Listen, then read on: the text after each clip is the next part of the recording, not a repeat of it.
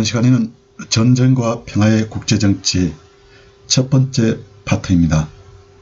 이제 이번 학기 수업도 거의 중반으로 치닫고 있습니다. 이번 수업시간 포함해서 3시간 수업이 남아 있습니다. 3번 수업이 남아 있습니다. 이번 수업과 다음 수업 시간에는 전쟁과 평화의 국제정치 이런 제목하에 살펴보도록 하겠습니다. 오늘은 그 첫 번째 시간으로 전쟁과 평화의 일반론 그리고 제1차 세계대전에 대해서 말씀드리겠습니다. 다음 시간에는 2편으로 제2차 세계대전 그리고 한국전쟁 6.25 전쟁에 대해서 설명하겠습니다. 먼저 전쟁의 길은 가깝고 평화의 길은 멀기만 한가 이런 화두를 가지고 강의를 진행하겠습니다.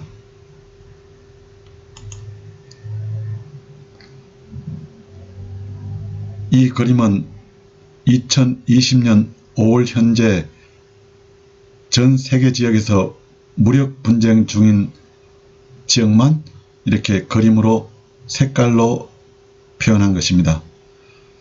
세계 도처에서 무력 분쟁이 계속 진행 중에 있죠.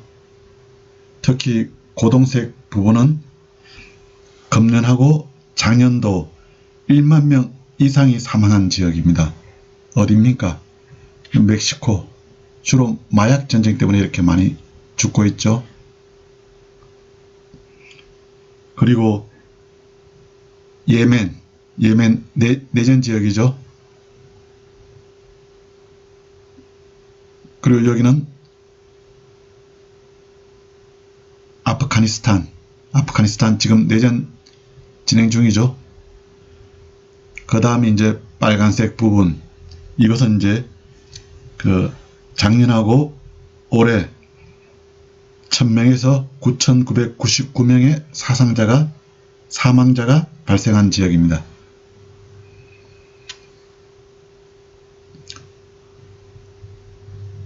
황토색 부분은 작년하고 올해 100명에서 999명의 사상자가 발생한 지역, 그리고 노란색 부분은 작년하고 올해 100명 이하의 사망자가 발생한 지역입니다. 이렇게 세계 도처에서 전쟁이 끊이지 않고 있습니다. 참 비극적인 상황이죠. 왜 이렇게 인류는 평화롭게 지내지 못하고 싸우게 될까요? 큰 수수께끼라고 하지 않을 수 없습니다. 전쟁에 관한 일반 이론을 보겠습니다. 우선 국제정치의 안정이 깨질 때 옛날 1990년대 초에 소련 붕괴와 같은 그런 상황이죠. 전쟁 발발 가능성이 높아진다. 그렇죠. 질서, 안정이 깨지지 않습니까? 잠재해 있던 그런 욕망, 그리고 복수심 이런 게 되살아나게 되죠. 특히 소련 붕괴 이후 소규모 전쟁이 많이 발생했습니다. 전쟁은 힘이 강한 나라가 하는 것이다. 작은 나라들끼리의 전쟁에는 배후 세력이 있다. 그렇죠. 힘이 강해야지 전쟁을 할 수가 있는 것이죠. 1, 2차 세계대전 때 독일 그리고 일본 같은 경우 있지 않습니까? 힘이 강했지 않습니까? 그러니까 전쟁을 수행할 수가 있었던 거죠. 그리고 작은 나라들끼리의 전쟁에는 배후 세력이 있다. 우리 6.25 전쟁도 마찬가지지 않습니까? 배후 세력이 누굽니까? 소련 중공이 있었죠. 북한 단독으로는 남침하기는 힘들었겠죠. 이들 나라의 배후 지원을 받지 않고는 말입니다. 지금도 도처에서 그런 현상이 발생하고 있죠. 시리아 내전, 러시아가 도와주고 있죠. 강한 나라들이 직접 전쟁을 하지 않고 뒤에서 배후 조정하는 경우가 많이 있습니다. 그리고 신흥 강대국이 힘을 분출할 수 있는 출구가 없거나 이를 제대로 관리하지 못하면 전쟁 발발 가능성이 높아진다. 어디입니까? 1차 세계대전 때 독일 힘이 강했는데 분출할 수 있는 출구가 없었죠. 2차 세계대전 때 일본도 마찬가지입니다. 제대로 관리 못해서 결국은 1차, 2차 세계대전으로 기결됐습니다. 역사의 아이러니라고 할 수가 있습니다. 1국 체제에서는 전쟁 발생 가능성이 낮아진다. 1국 체제 있지 않습니까? 한 나라가 전 세계를 좌지우지하게 될 때, 그럴 경우는 그 전쟁 발생 가능성이 낮아질 수밖에 없죠. 질서가, 그리고 어느 정도 안정된 국면이 형성되니까요.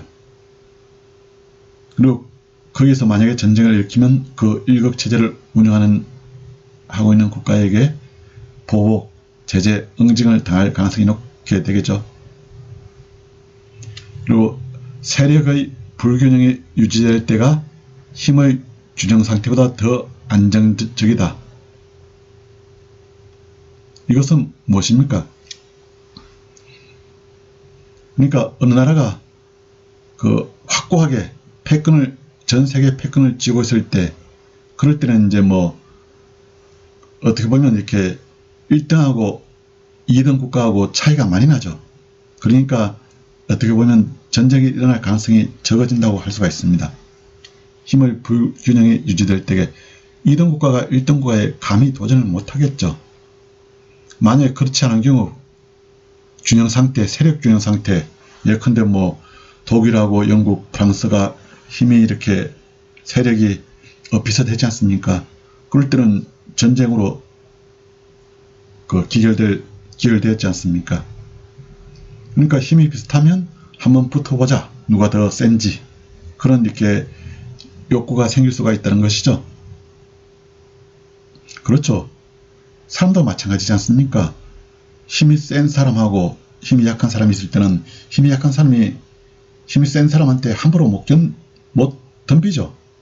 자기가 덤비면 진다는 것은 아니까, 그리고 크게 이렇게 호되게 혼난다는 것을 아니까 함부로 못 덤비는 것이죠.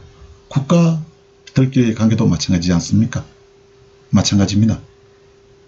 팍스 로마나 시대, 로마의 평화 시대, 그리고 대영 제국의 시대, 팍스 브리테니카 시대, 그리고 지금 팍스 아메리카나 시대. 이때 로마나 영국이나 미국한테 섣불리 도전 못했죠. 앞으로는 팍스 시니카 시대, 중국의 평화 시대라고 얘기합니다. 그럴 때는 중국이 만약에 세계 패권을 쥐게 되면 어느 나라가 감히 중국에 도전하겠습니까? 그리고 전쟁은 악과 선의 싸움이라기보다는 정의와 또 다른 정의의 싸움일 수가 있다. 그렇죠? 전쟁을 수행한 나라들은 자기들이 선한 나라라고 이렇게 주장합니다. 그런데 다 그렇죠. 누가 이렇게 자기들이 악한 나라라고 이렇게 얘기를 하겠습니까? 히틀러가 그러겠습니까? 이탈리아의 무솔리니가 그러겠습니까? 그리고 일본의 도조 히데키가 그러겠습니까? 자기도 다 정의로운 전쟁을 수행한다고 그러죠. 정의의 전쟁. 그러니까 자기가 말하는 정의와 또 다른 국가에서 말하는 정의가 충돌하는 것이 전쟁일 수가 있습니다.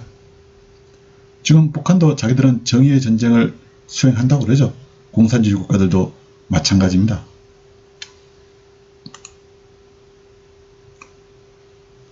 전쟁은 문명의 산물이 아니다.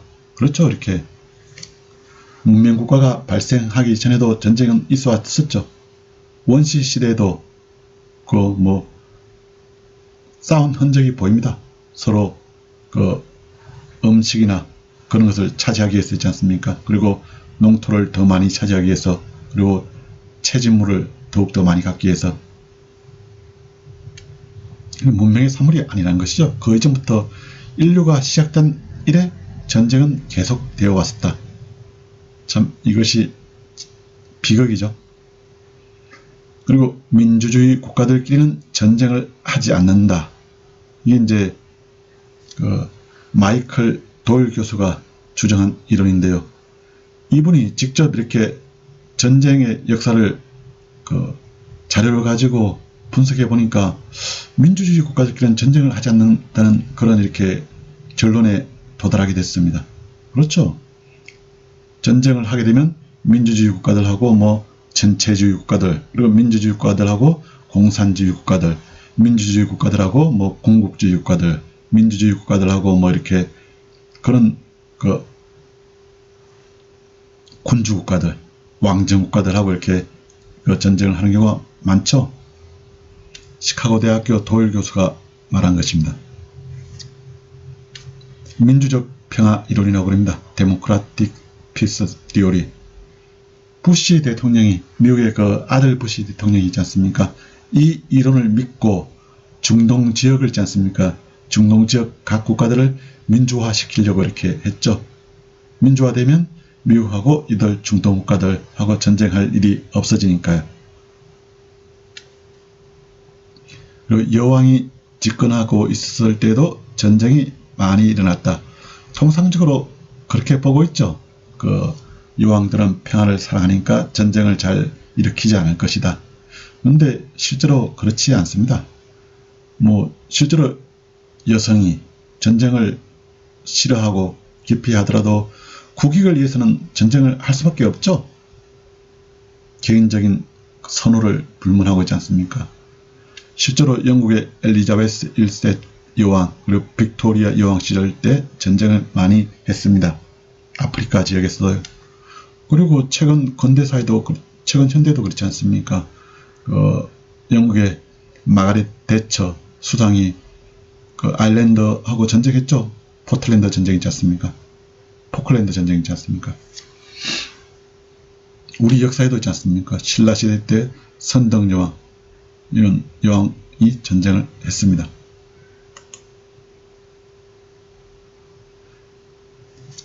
근데 전쟁은 인류 역사와 함께 시작됐습니다.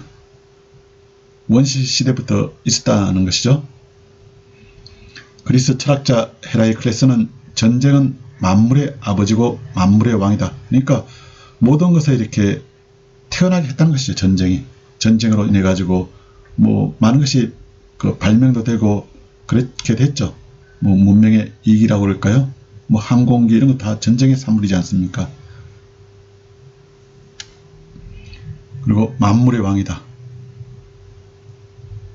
그리고 독일 철학자 칸트는 인간들 사이의 평화는 자연스러운 상태가 아니고 전쟁이 자연스러운 상태이다. 의미심장한 얘기죠. 평화가 자연스러운 상태가 아니고 전쟁이 자연스러운 상태이다. 그만큼 인간의 탐욕, 보복, 복수심이 끝이 없다는 것이죠. 그리고 인간이 불완전한 존재라는 것이죠.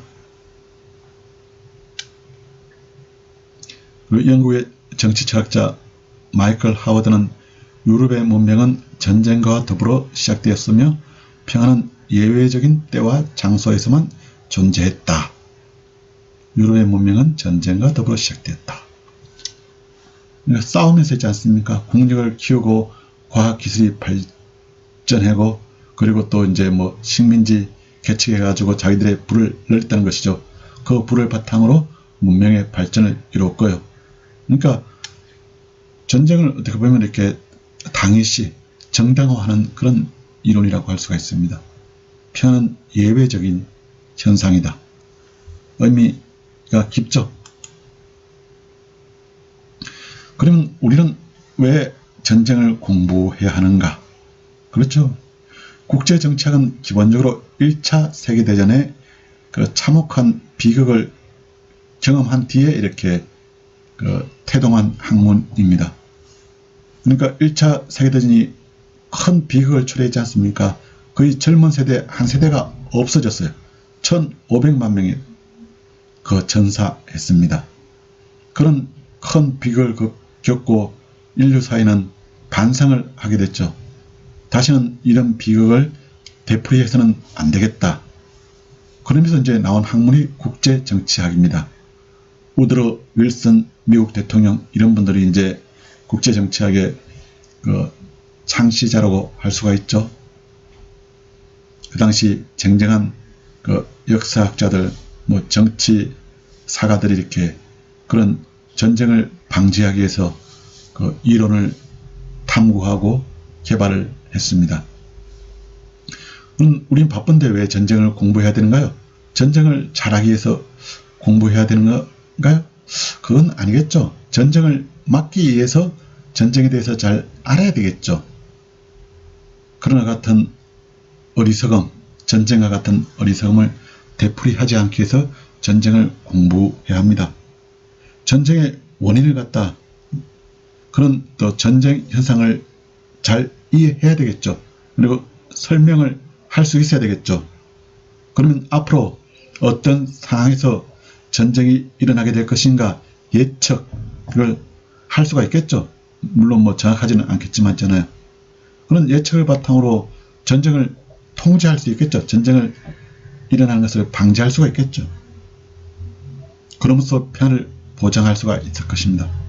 그러니까 우리는 전쟁에 대해서 열심히 공부해야 되겠죠. 무슨 과목보다 있지 않습니까? 특히 국제정치학을 수강하는 학생들은 더욱더 이 부분에 대해서 이렇게 집중을 해야 할 것으로 보입니다. 전쟁은 인간이 인간에게 할 수 있는 가장 잔혹한 파괴 행위입니다. 그러니까 사람이 사람을 죽이는 거 참 잔혹한 것이죠. 보통 동물들은 같은 종 있지 않습니까? 을 이렇게 죽이지 않는 경우가 보통입니다.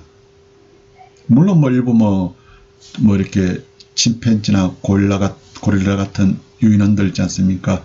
이렇게 간혹 가다가 이렇게 자기 종족을 죽이기도 합니다. 근데 통상적으로는 같은 종은 죽이는 경우는 거의 잘 없습니다. 개싸움, 고양이 싸움 이런 것보다 그렇게 죽일 정도까지 이렇게 싸우지는 않죠. 그리고 항복하면 이렇게 봐주고 이렇게 그냥 그 자리를 피하는 경우가 많죠. 한창 싸우다가도 있지 않습니까? 근데 인간은 그렇지 않습니다. 영장류, 가장 이렇게 지능이 발달하고 있지 않습니까? 그런 존재인 그 영장류인 인간이 이런 행위를 하고 있다는 게 참 아이러니라고 하지 않을 수가 없습니다. 그리고 인간에 내재한 전쟁의 요인을 탐구하고 전쟁을 인간 스스로에게 책임 있는 악행으로, 나쁜 행동으로 피할 수 있는 폭력 행위로 파악하는 것이 중요하다. 그렇죠. 전쟁의 요인, 그리고 전쟁이 인간한테 책임이 있다는 거지 않습니까?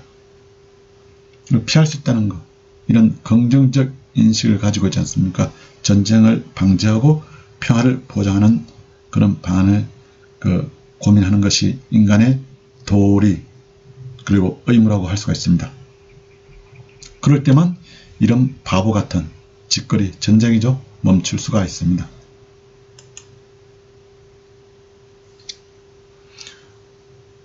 국제정치의 수많은 문제 해결의 궁극적인 방법은 전쟁입니다.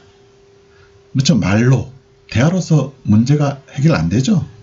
미국하고 지금 중국이 이렇게 다투고 있지 않습니까? 분쟁 중에 있잖아요. 근데 이게 대화로, 협상으로, 말로 해결되겠습니까?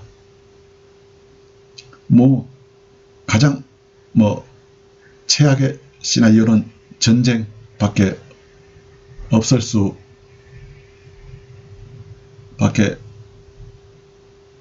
그런 이렇게 결론에 도달할 수가 있습니다.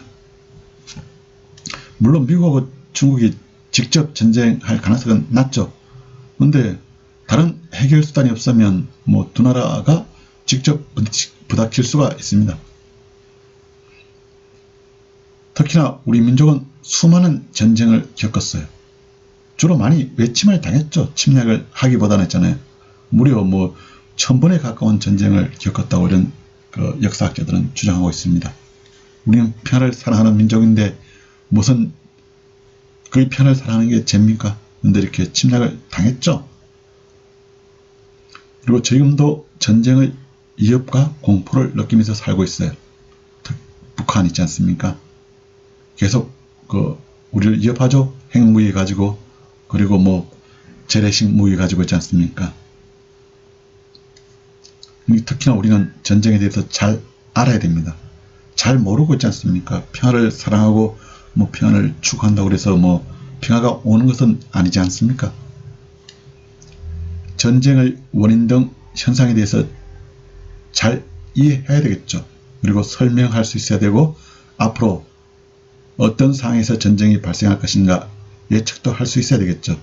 그러면서 그런 상황이 발생한 것을 통제, 막을 수가 있어야 되겠죠. 그러면서 그렇게 하면 전쟁은 방지되고 평안은 보장되겠죠. 이것이 우리가 전쟁을 공부하는 목적입니다. 잘 알아야 되겠죠. 이 문제에 대해서.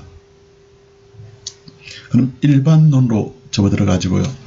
전쟁은 무엇인가에 대해서 살펴보겠습니다. 전쟁, 영어는 war라고 그러죠. war. 현대 전쟁의 아버지인 클라우제비처, 독일의 장군이면서 전략가입니다. 상당히 유명하죠. 전쟁에 관한 저서를 썼습니다.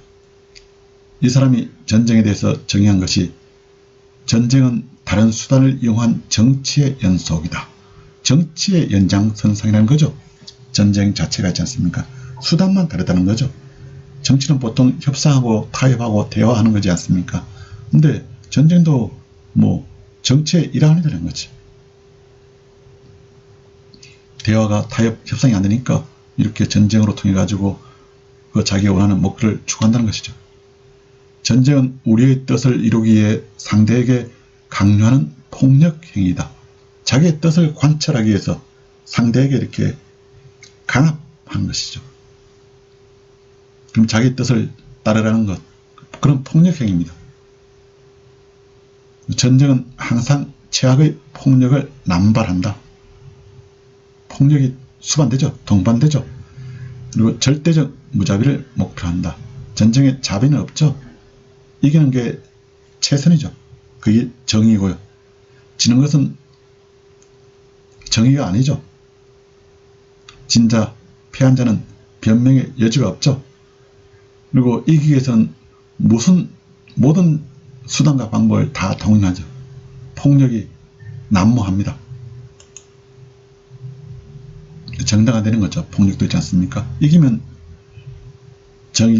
이기는 자가 정의로운 자니까요. 클라우제비치와 그의 저서 전쟁론입니다.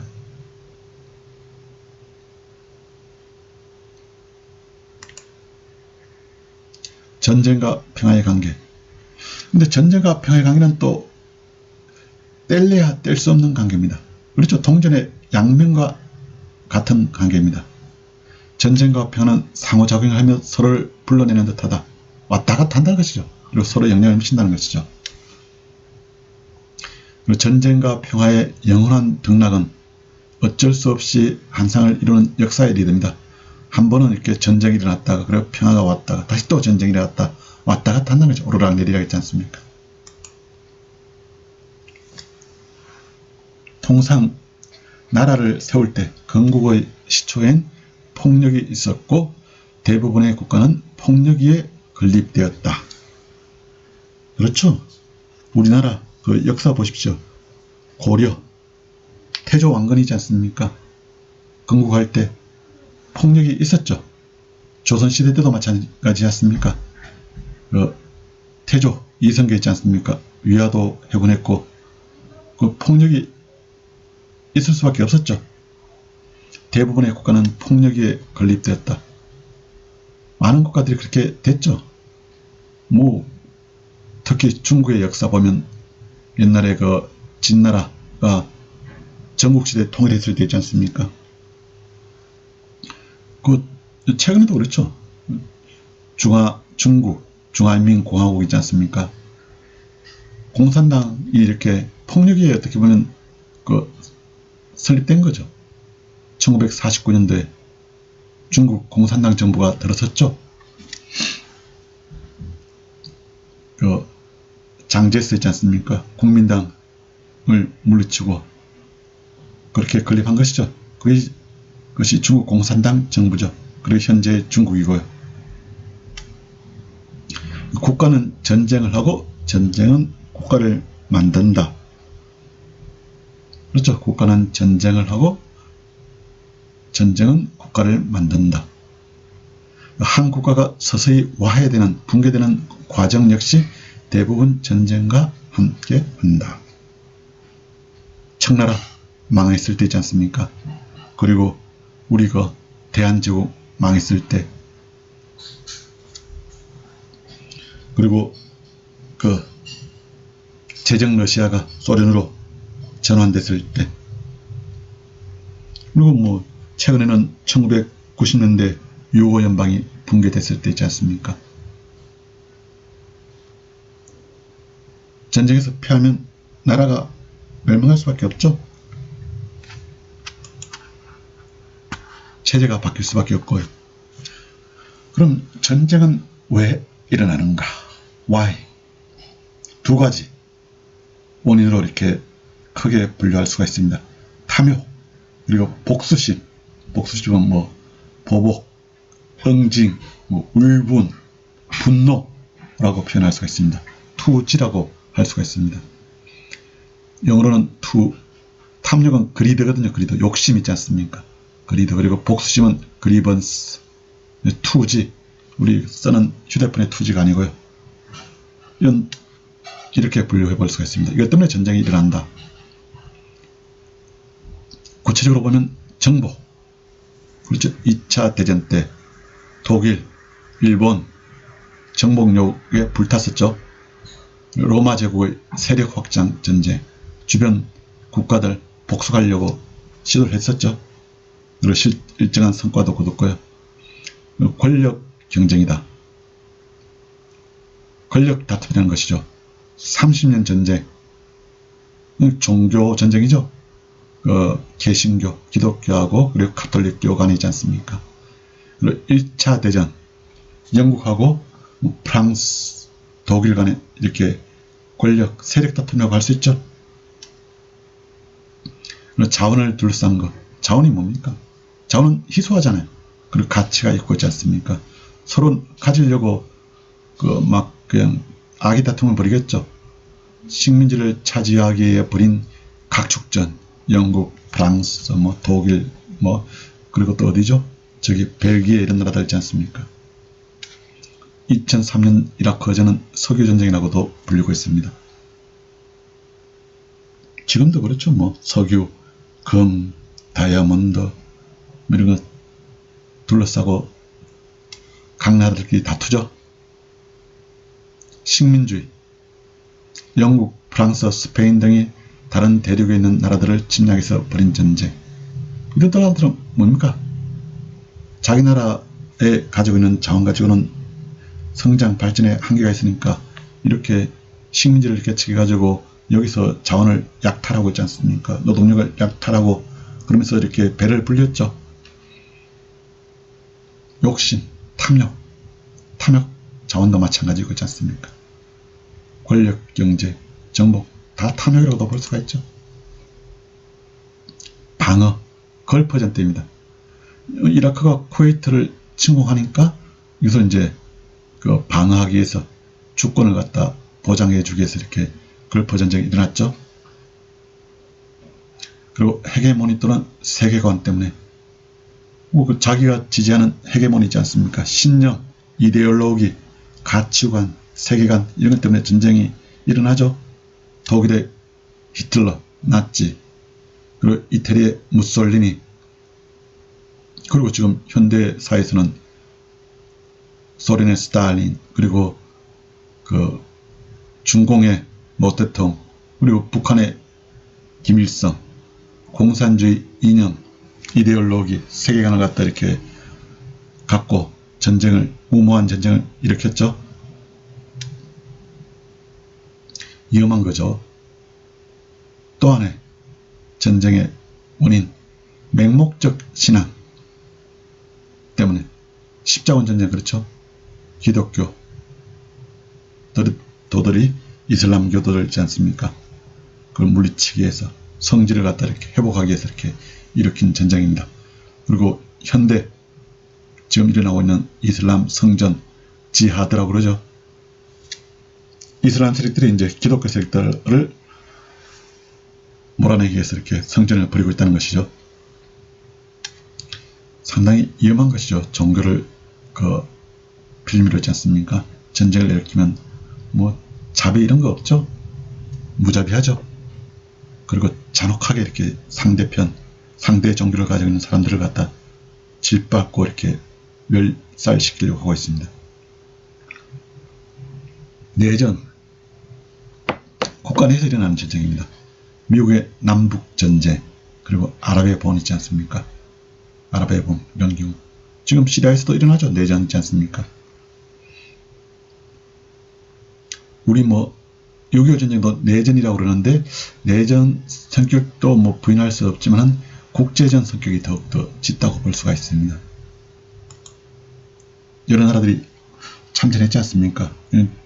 유엔군만 해도 16개국이 참전했고요.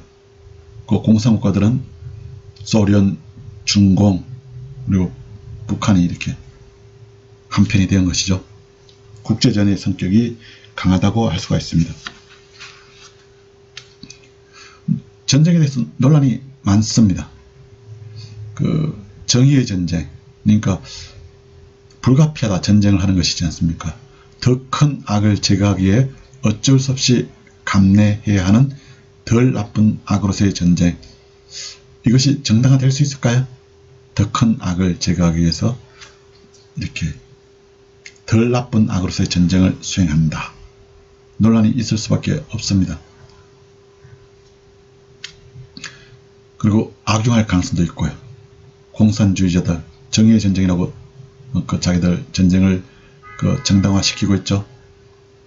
실제로 미국의 오바마 대통령, 민주당 대통령이죠. 평화를 사랑하는 대통령이고 있지 않습니까? 인권을 소중히 여기는 대통령이죠. 이분이 2009년도 노벨 평화상을 받았습니다. 그때 수상연설에서 전쟁은 불가피한 정치수단입니다. 우리가 살아있는 동안에는 무력 갈등을 완전히 해소할 수 없다는 냉혹한 현실과 타협해야 합니다. 이런 식으로 연설을 했어요.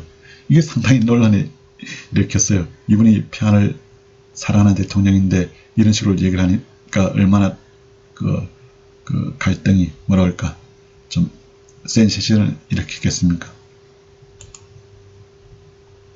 오바마 대통령이죠. 상당히 훌륭한 분이죠. 젊고 활기차고 이렇게 매력이 넘치는 흑인 대통령이죠. 최초의.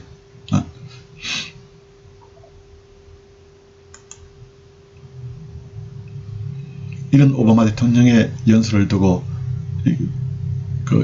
세계 여론이 엇갈렸습니다. 대비되는 게 독일 신문이 정반대에 이렇게 입장을 취했습니다. 한 신문은 오바마는 오슬로에서, 그러니까 노벨 평화상 수상하는 장소죠. 도시 있지 않습니까? 오슬로에서 거의 분노를 일으키는 연설을 했다. 하필이면 노벨 평화상을 받는 자리에서 전쟁을 정당화했다. 이런 얘기가 나올 수밖에 없죠. 또 다른 독일 신문은 오바마 대통령은 평화와 인권을 수호하기 위해서는 전쟁을 수행하는 것이 불가피할 수 있다는 점을 상세하게 설명했다. 이렇게 오바마 대통령을 변호하는 그런 이렇게 주장을 폈습니다. 그리고 전쟁을 미화하는 경우가 이렇게 많이 있습니다. 지금도 이렇게 가끔씩 이런 발언들이 나타나고 있죠. 좀 정신이 이상한 사람들이 또 얘기하는 경우도 있고 있지 않습니까? 인류 역사상 애국심, 종교, 이념 등에 호소하며 전쟁을 숭고하고 성스러운 행위로 규정하며 참전을 독려하는 행위가 빈번하게 발생했다. 지금도 이런 현상이 있죠.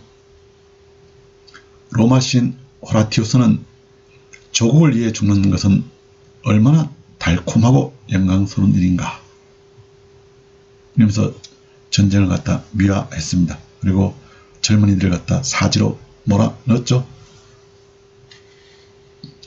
독일 작가 윙글은 1차 세계대전은 남자들을 강하게 단련시키는 일종의 스포츠다. 좀 이해하기 어려운 이렇게 견해죠. 전쟁을 마치 있지 않습니까?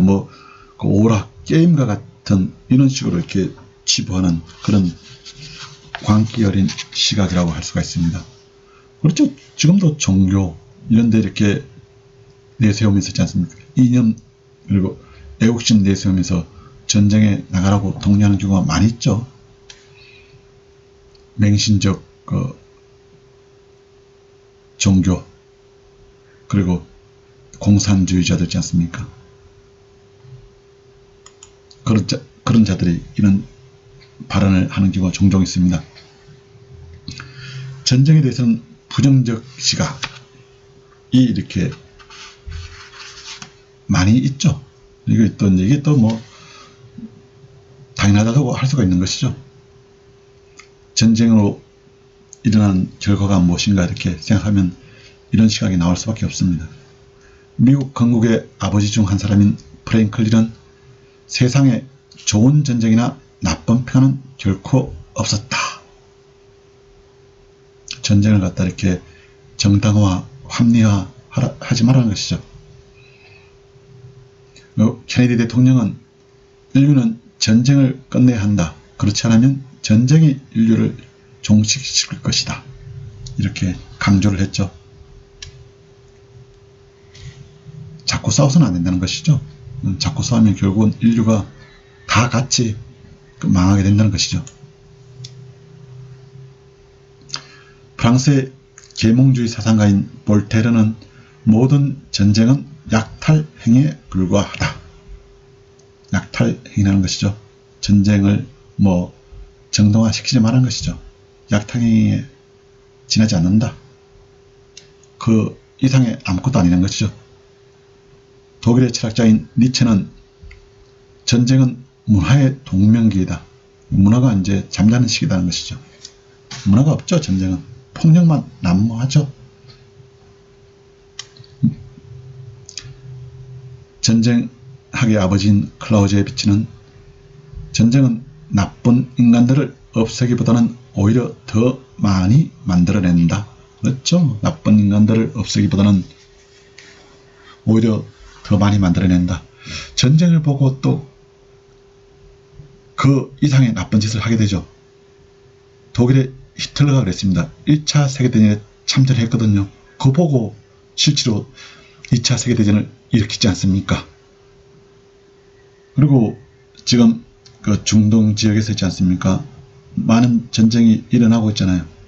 그런데 그 전쟁을 겪은 사람들이 또 전쟁을 참전하고 또 일으킵니다. 한번 전쟁을 겪은 사람들은 만약에 그 전쟁에서 자기 아버지나 형제가 죽으면 자기 평생의 목적이 그겁니다.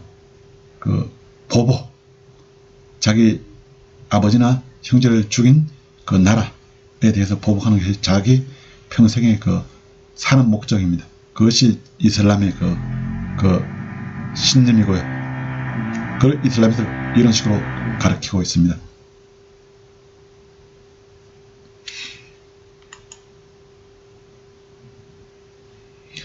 전쟁과 폭력의 수레바퀴는 일단 돌아가기 시작하면 멈추기가 어렵다. 이런 식으로 얘기를 합니다. 그렇죠. 한번 이렇게 전쟁이 일어나면 그것을 이렇게 제어할 수 있는 방법은 없죠. 자기가 스스로 자기 논리에 의해 가지고 그렇게 굴러가게 됩니다. 일으키지 않는 것이 제일 최선이죠. 모든 전쟁과 테러와 무력게임은 번번이 새로운 폭력의 싹을 품고 있다가 또 다른 유혈 충돌을 불러일으켰다. 유럽 역사에도 전쟁은 필연적인 결과로 또 다른 전쟁을 촉발하기 일쑤였다. 그렇죠? 전쟁은 끝나는 것이 아니죠. 또 다른 전쟁의 씨앗이 되고 있는 것이죠. 1차 세계대전이 결국은 2차 세계대전의 씨앗이 된 거 아닙니까? 그리고 만약에 어떤 전쟁에서 만약에 내가 졌다고 그러면 내가 가만히 있겠습니까? 또 힘을 길러가지고 보복하려고 그러겠죠. 국가도 마찬가지지 않습니까? 이것이 역사입니다. 그럼 좀 머리를 식히는 겸해서 이렇게 조금 이제 그림을 보면서, 전쟁에 관한 그림을 보면서 이렇게 전쟁의 참혹함, 전쟁이 초래하는 결과가 얼마나 이렇게 견디기 어려운 것인지, 그런 비극을 다시는 되풀이해서는 안 되겠다는 차원에서 이렇게 전쟁에 관한 그림을 몇 작품 보여드리면서 설명하도록 하겠습니다. 스페인의 유명한 화가죠. 고야의 1808년 5월 3일 학살을 주제의 그림입니다. 우리 많이 본 그림이죠. 이것은 스페인을 점령한 나폴레옹이 1808년에 자신의 형을 갖다 이렇게 스페인의 왕으로 이렇게 앉혔어요. 그러니까 스페인 민중들이 마드리드에서 이렇게 봉기를 일으켰습니다. 봉기 있지 않습니까? 데모를 한 것이죠. 그야말로 반대 데모를요. 그러니까 나폴레옹 군대가 가만히 있지 않겠죠. 그에 대한 보복으로 5월 3일 새벽에 반란에 가담한 자들을 무자비하게 학살했어요. 고야는 공개 처형이 집행된 바로 그날을 주제로 이 그림을 그렸어요. 보십시오. 프랑스 나폴레옹 군대죠. 요거 체포된 이렇게 반란을 일으킨 사람들입니다. 일부는 이렇게 총에 맞아서 죽었고, 이렇게 놀라가지고 이렇게 눈을 동그랗게 뜨고 이렇게 항복하는 그런 모습을 표현한 것입니다. 그리고 우리가 잘 알고 있는 피카소의 게르니카 있지 않습니까? 이것은 스페인 내전이 한창 벌어지던 1937년도 4월 26일 나치가 바스크족의 수도인 게르니카를 폭격한 사건을 그린 그림입니다. 지금의 바르셀로나 지역이죠. 불이 막 나고 있지 않습니까? 이런데, 그리고 또 죽은 아이를 안고 있지 않습니까? 절규하는 엄마, 그리고 부러진 칼을 쥐고 쓰러진 병사, 그리고 울부짖는 말 있지 않습니까? 그 여자들의 절규 등 이렇게 전쟁터에서 볼 수 있는 모습들이 막 뒤엉켜 있어요. 또 다른 그림, 피카소의 또 다른 그림입니다. 한국에서의 학살 사건입니다. 피카소는 이 당시 한국 전쟁에 대한 보도를 접하고 이 작품을 이제 그렸다고 합니다. 전쟁으로 학살되는 민간인의 참상을 드러낸 작품입니다. 힘없이 이렇게 맨손으로 학살을 당해야 했던 벌거벗은 여인과 어린아이들의 참혹함을 이렇게 표현했습니다. 그리고 무기와 얼굴을 가린 채 그들을 제압하려는 야만의 모습을 한 병사들의 모습입니다. 근데 우리가 좀 알아야 될 것은 피카소는 공산주의자입니다. 근데 공산주의자들의 선전에 쏘아가지고 있지 않습니까? 마치 미군이 이렇게 북한 지역에서 이렇게 민간인들을 갖다 그렇게 무자비하게 학살한 것처럼 있잖아요. 그런 식으로 이렇게 그런 보도를 접하고 이런 그림을 그렸다고 합니다. 역사 왜곡이죠. 또 다른 그림입니다. 이것은 독일의 현대 화가인 베커만의 그림으로서 전쟁에 선포해 가는 것입니다. 전쟁의 불안감을 직시하는 군중들의 표정과 그리고 술렁거리는 분위기가 이렇게 좀 묻어나온 것 같지 않습니까? 이 그림들을 보면 참 전쟁이 얼마나 이렇게 참혹한 것인지, 그리고 씻을 수 없는 이렇게 상처를 남기는 것인지, 그리고 인간을 갖다 얼마나 두렵게 하는 것인지를 알 수가 있을 것입니다. 예술가들, 미술가들, 음악가들은 이런 이렇게 인간의 비거, 그리고 그에 대해서 이렇게 아주 예민하죠. 센시티브하니까 이런 그림을 그리면서 이렇게 전쟁을 방지하기 위해서, 그런 비극을 되풀이하지 않기 위해서 이렇게 그런 작품을 남겼다고 할 수가 있습니다. 1차 세계대전에 대해서 지금부터 보겠습니다. 1차 세계대전 상당히 오래된 것 같죠? 벌써 100년이 일어난 지 100년이 넘었습니다. 1914년도 일어났으니까요. 근데 우리가 이것을 왜 배워야 되는 것인가? 1차 세계대전이 결국 2차 세계대전의 뿌리가 되었고 2차 세계대전이 끝나면서 우리는 이렇게 분단되고 있지 않습니까? 그 이후에 6.25 전쟁이 일어나고 그랬죠. 그러니까 다 이게 연관되니까 이걸 알아야 된다는 것이죠. 뿌리를 알아야 되지 않습니까? 현재 우리가 왜 이렇게 분단되고 있지 않습니까? 이렇게 남북이 대치하고 있는지 을 알 수가 있다는 것이죠. 1차 세계대전의 뿌리를 보겠습니다. 우선 그 독일의 상황을 살펴봐야 되겠습니다. 독일이 일으켰으니까 어떻게 보면요. 독일 수상 비스마르크의 외교정책을 보겠습니다. 비스마르크는 그 철을 재상이라고 그러죠. 철과 피의 그 재상, 총리죠. 수상. 상당히 외교를 잘했어요. 강대국들 간의 세력 균형에 주력했어요. 그러니까 이렇게 전쟁은 일어나지 않았습니다. 힘의 균형을 잘 유지했다는 것이죠. 비스마르크는 이 당시 이렇게 프랑스 식민정책을 적극 지원했어요. 프랑스를 키워가지고 영국하고 둘이 이제 맞붙게 하지 않습니까? 그러면서 자기는 이제 이득을 보게 어부질이라고 그러죠. 그리고 러시아하고도 우호 관계를 이렇게 맺었어요. 영국도 이러한 비스마르크의 그 동맹 손길을 환영했습니다. 상당히 이렇게 정교하게 외교 정책을 만들어 가지고 구사를 했다는 것이죠. 근데 이 당시도 벌써 발칸반도, 유럽의 화약고로 그러죠. 지금도 그렇지만 있지 않습니까? 위험성을 인식했어요. 발칸반도는 이 당시 있지 않습니까? 그 슬라브 민족인 러시아의 영향권과 그리고 그 게르만 민족인 오스트리아, 헝가리 제국 영향권으로 이렇게 분할되어 있었어요. 그러니까 민족이 다른 제국들이 이렇게 있으니까 결국은 뭐 대립하고 결국에는 전쟁까지 갈 수밖에 없었던 위험성을 내포하고 있었다고 할 수가 있죠. 같은 민족끼리도 싸우는데 민족이 다르면 더욱더 싸울 확률이 높아지겠죠. 당연한 결과입니다. 독일 수상 비스마르크입니다. 상당히 참 위대한 인물이죠. 외교설에 능하고 있지 않습니까? 노회하다고 할 수가 있습니다.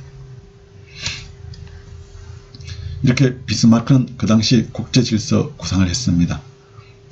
5대 강국이죠. 그 당시 영국, 프랑스, 독일, 그리고 오스트리아, 헝가리 제국, 그리고 러시아 중에 독일을 포함한 적어도 세 나라가 밀접한 관계를 유지하며 현상 유지형 체제를 만들므로써 평화를 지속한다는 구상을 가지고 있었어요. 근데 이게 제대로 되었으면 좋았는데 잘 안 되죠. 실제로는 이분화가 됐어요. 한쪽 진영은 영국, 프랑스, 러시아, 또 다른 진영은 독일, 오스트리아, 헝가리 있지 않습니까? 이렇게 나뉘었어요. 나뉘어된 양진영에서는 단순한 삼국동맹이나 삼국동맹이 요 나라죠. 그리고 삼국협상은 위에 영국, 프랑스, 러시아입니다. 이 관계에 들어갔을 뿐만 아니라 적극적으로 군비 확장을 꾀하고 가상적국에 대한 전쟁 준비를 준비하고 있었기 때문에 결과적으로 전쟁 가능성을 높이는 결과를 가져왔어요. 그런데 결정적인 단초가 이제 마련됐습니다. 빌헬름 2세 황제가 이렇게 외교를 잘하고 있는지 않습니까? 균형 외교를 잘하고 있는 비스마르크를 해임을 했어요. 그렇게 좀 거추장스럽겠죠. 이렇게 나이도 많고 노회한 재상이 딱 버티면서 있지 않습니까? 자기 보고 이래라 저래라 하니까 젊은 이 당시 29살 뭐 30대가 30세 전후에 있지 않습니까? 빌헬름 2세 황제는 좀 부담스럽겠죠. 그러니까 해임을 했습니다. 그러니까 러시아가 독일 편에서 떠나게 되었습니다. 1912년도에 발칸반도에서 처음으로 먹구름이 발생했습니다. 1차, 2차 발칸 전쟁입니다. 1차 세계대전은 2년 뒤 1914년도에 일어났죠. 1914년도 6월 28일 사라예보에서 합스부르크 황태자 페르디난트 부부가 암살당했어요. 그 세르비아 청년에 의해 가지고 있지 않습니까? 합스부르크가 어딥니까? 오스트리아죠. 오스트리아 헝가리 제국이 있지 않습니까? 기본적으로 게르만 민족이죠. 근데 이게 암살자는 세르비아지 않습니까? 슬라브 민족 청년이죠. 그러니까 민족 갈등이 이렇게 표출된 것으로 할 수가 있습니다. 그런 사건이라고 할 수가 있죠. 이것이 이제 결국 그 1차 세계대전의 그 발단이 되었습니다. 사라예보 암살 사건이. 처음에는 이렇게 이것이 세계대전으로 비화될지는 아무도 예상을 못했죠. 근데 마침 이렇게 이 사건이 일어나니까 뭐 오스트리아가 있지 않습니까? 그 세르비아한테 오스트리아 헝가리 제국 세르비아한테 이렇게 선전포고하고 있지 않습니까? 독일이 이제 오스트리아 지원하고 또 세르비아는 또 러시아의 지원을 받고 러시아는 또 이제 뭐 또 영국하고 프랑스의 그 지원을 받게 되니까 이렇게 뭐 동맹이 다 이렇게 체결되어 있으니까요. 그 나라들끼리 러시아, 영국, 프랑스 그리고 이쪽 한쪽 편에는 독일, 오스트리아, 헝가리지 않습니까? 근데 동맹끼리는 이렇게 어느 한 나라가 이렇게 침략을 받게 되면 참전을 해야 되죠. 도와줘야 되겠죠. 동맹을 맺은 국가들이지 않습니까? 동맹의 의무란 자동기계가 막 미친듯이 돌아갔어요. 처음에는 작은 톱니바퀴가 돌아갔는데 이 맞물린 큰 톱니바퀴가 막 돌아가게 된 거죠. 이것이 이제 1차 세계대전입니다. 사라예보 암살 사건을 묘사한 그림입니다. 세르비아, 슬라브 민족의 청년이죠. 총을 맞은 그 페르디난트 황태자 그 부부입니다. 부부. 게르만 민족이죠.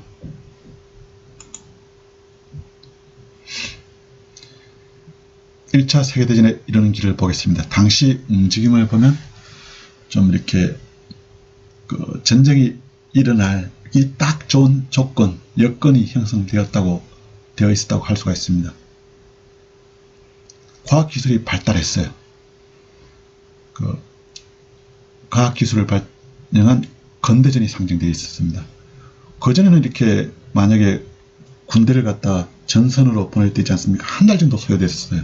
근데 이 당시는 철도를 이용해 가지고 하루 만에 있지 않습니까? 이렇게 군대하고 장비를 갖다 이렇게 전선 지역으로 보낼 수가 있었어요. 그러니까 전쟁이 신속하게 이렇게 발생할 수가 있었다는 것이죠. 군대가 대중화됐습니다. 모든 국민들은 이렇게 군대에 가게 됐었어요. 뭐 장애인 이런 사람들 빼놓고 있지 않습니까? 이전에는 이렇게 모병제 썼죠. 모병제.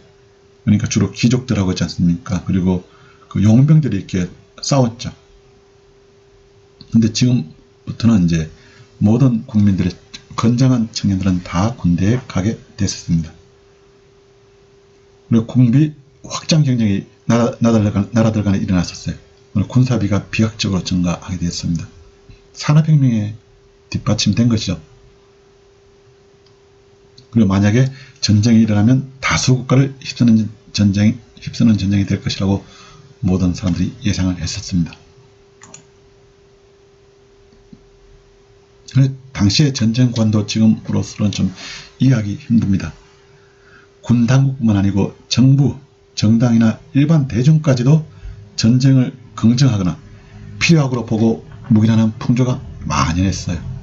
전쟁에 대해서 어떻게 보면 좀 광기를 가지고 있었다는 것이죠. 근대 사회 시민들에게는 국가를 위해 피를 흘리는 것이 가장 아름다운 것으로 간주되고 죽음에 의해 영혼을 구제받을 수 있다고 하는 영론적 전쟁관이 유포됐습니다. 영론적 전쟁관. 요즘도 가끔 이런 현상이 일어나죠. 특히 종교적 맹신, 광신도에 의해 가지고 있지 않습니까? 뭐 싸우다 죽으면 천국에 가게 되고 천국에 가면 뭐 아리따운 미녀들한테 둘러싸여서 평생을 뭐 행복하게 살 수 있다고 이렇게 그 이슬람 광신도들이 얘기하고 있죠. 광신자들이 그렇게 믿고 있지 않습니까? 당시의 전쟁관을 더 살펴보도록 하겠습니다. 전쟁이야말로 사회의 활력을 증강시키고 시민들 사이에 연대의식을 높이며 보다 늠름하고 보다 우수한 국가를 만들게 한다는 사고가 이렇게 만연해 있었습니다. 그리고 근대 문명은 전쟁을 필요로 한다는 것, 즉 문명의 진보는 폭력의 행사에 의존한다고 이렇게 인식을 했었어요. 그야말로 전 세계가 뭐 전쟁의 광기에 휩싸여 있었다고 이렇게, 특히 유럽 지역 있지 않습니까? 프랑스, 독일, 뭐 오스트리아 이쪽 지역 있잖아요. 영국, 거의 뭐 비슷한 상황이 있었다고 볼 수가 있습니다. 발칸 지역의 당시 상황을 보겠습니다. 이 당시는 좀 이렇게 주변부 썼습니다. 부차적인 그 당시 국제 질서는 기본적으로 영국, 프랑스, 그리고 독일, 그리고 이쪽에서 또 오스트리아, 헝가리 제국, 그리고 이쪽에 또 오스만, 투르크, 터키 제국 있지 않습니까? 그쪽에 비하면 이쪽은 힘이 없었죠. 또 발칸 지역은 또 이쪽엔 또 동쪽은 러시아가 또 자리 잡고 있었으니까요. 그 낀 지역입니다. 약소 국가들이 많이 있었죠. 그리고 전쟁이 일어나더라도 이쪽 지역에서, 발칸 지역에서 있잖아요. 작은 국가나 민족 간의 매우 한정된 전쟁 혹은 제국의 중앙정권에 대한 제한된 저항에 머물 것이라고 예상했어요. 발칸 지역들은 작은 국가들이죠. 제국은 어느 나라입니까? 오스트리아 헝가리 제국하고 그 다음에 오스만 제국이죠. 중앙정권에 대한 제한된 저항에 머물 것이라고 이렇게 예상했어요.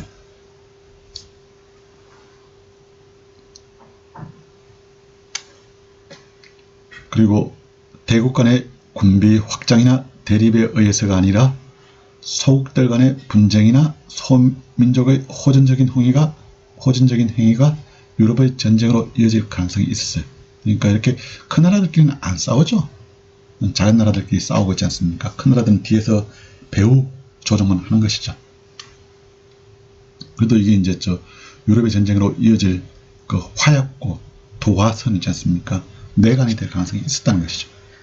그러나 이에 대해서 아무런 효과적인 정책을 갖고 있지 않았던 것은 당시 유럽의 대국들이 갖고 있었던 치명적인 전함이 있었죠. 그렇죠. 이렇게 전쟁을 방지하기 위한 장치를 갖고 있지 않았던 것이죠. 당시 유럽 대국들이 그런 장치를 마련하지 않았다는 것이 참 치명적인 결함이 있다는 것이죠. 자기 욕심만, 자기 입속만, 국익만 이렇게 확보하려고 그렇게 거기에 온 힘을 기울였죠. 실제 어떤 상황이 발생했습니까? 결국 발칸 지역의 분쟁이 사라예보 암살 사건 있지 않습니까? 대국을 끌어들였죠. 다 끌어들였죠. 영국, 프랑스, 그리고 러시아, 그리고 한쪽에는 이쪽에 독일, 오스트리아, 헝가리 제국, 그리고 오스만 제국 있지 않습니까? 결국 1차 세계대전 발발의 직접적인 계기가 되었어요. 세르비아에 의해 상징되는 범슬라브주의가 세르비아 청년이 이렇게 오스트리아, 헝가리 제국의 그 황태자를 암살한 것이죠. 게르만 민족이 있지 않습니까? 범슬라브주의가 뭡니까? 슬라브인은 단결에 자신들의 국가를 만들고 같은 슬라브인의 국가는 협력해서 타민족의 압박에 저항해야 한다는 그런 생각입니다. 배후에 슬라브 민족의 대부 러시아가 존재하고 있었죠.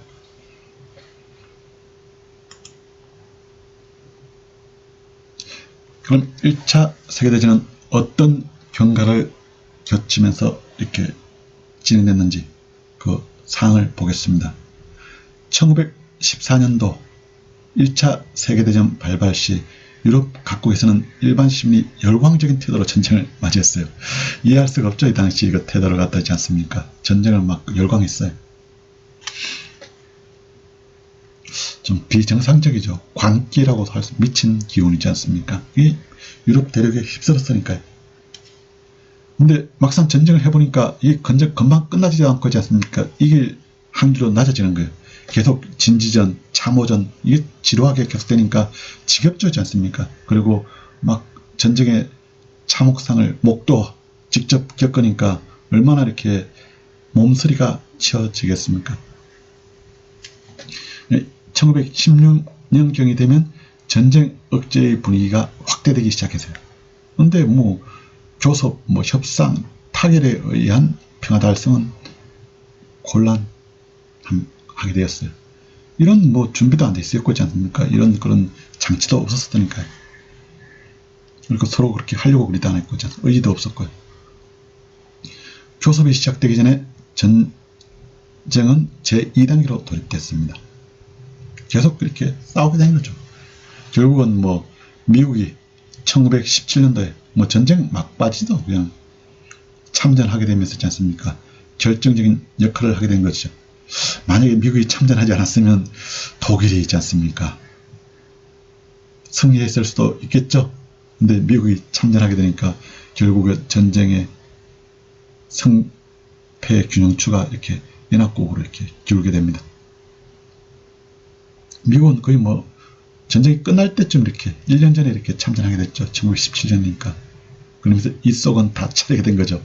원래 그렇지 않습니까? 둘이 막 한창 싸울 때는 제3자가 개입할 필요도 없죠. 둘이 막 싸워가지고 서로 간에 막 그냥 피투성이가 되고 이제 기진맥진할 때 그래서 끼어 들어가지고 이렇게 이 속을 차리는 게 제일 경제적이죠. 현명한 전략이고 있지 않습니까? 미국은 이런 전략을 2차 세계대전 때도 이렇게 취했습니다. 1차 세계대전 모습입니다. 영국군 모습인데 있지 않습니까? 이렇게 참호파놓고 계속 이렇게 철조망 해놓고 여기서 이렇게 싸우는 겁니다. 참호전, 진지전 있지 않습니까? 이렇게 하는 것이죠. 조금 더 한밭 이렇게 또 몇 미터 전진하고 또 안 되면 또 세력이 기울면 또 후퇴하고 있지 않습니까? 얼마나 지루하겠습니까? 이런 상황이 유럽 대륙에서 이렇게 계속 땅 따먹기죠. 그야말로 이렇게 진행됐다는 것이죠. 1차 세계대전에 세 가지 이제 악의 발명품이 있습니다.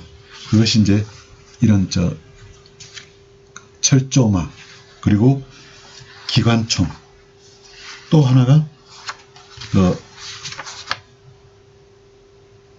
참호, 악마의 삼형제라고 하거든요. 이것이 얼마나 이렇게 참 힘들었으면 이런 별명이 있겠습니까? 1차 세계대전의 악마의 삼형제, 기관총, 철조망, 참호입니다. 참호전, 진지전 이라고도 할 수가 있습니다. 이때 1차 세계대전에 등장한 탱크입니다. 탱크. 영국군의 탱크죠. 탱크. 참, 이 탱크가 상당히 이렇게 위력이 강합니다. 그리고 무시무시하죠. 이 당시 이렇게 보면 탱크가. 만약에 이런 것이 오게 되면 겁을 먹게 되겠죠. 지금 현대전에도 마찬가지입니다. 특히 유럽 지역 같이 이렇게 광활한 평야 지역에서는 탱크가 큰 이렇게 역할을 하게 되죠. 특히 보병들한테는 아주 치명적인 무기입니다. 탱크가 막 이렇게 진격해오는 소리 들으면 그 보병들이 있지 않습니까? 움찔움찔하면서 막 몸소리를 치게 됩니다.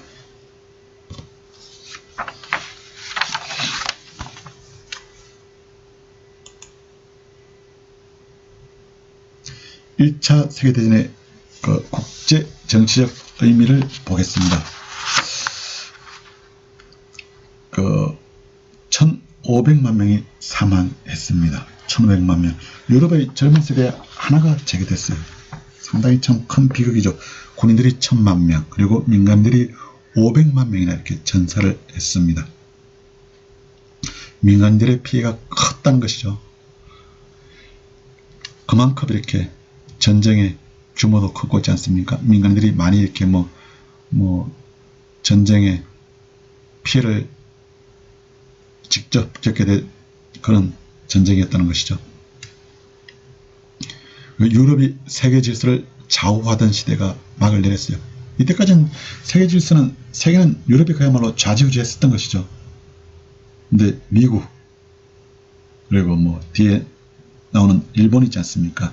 국제정치의 주요한 행자로 등장하는 계기가 됐습니다.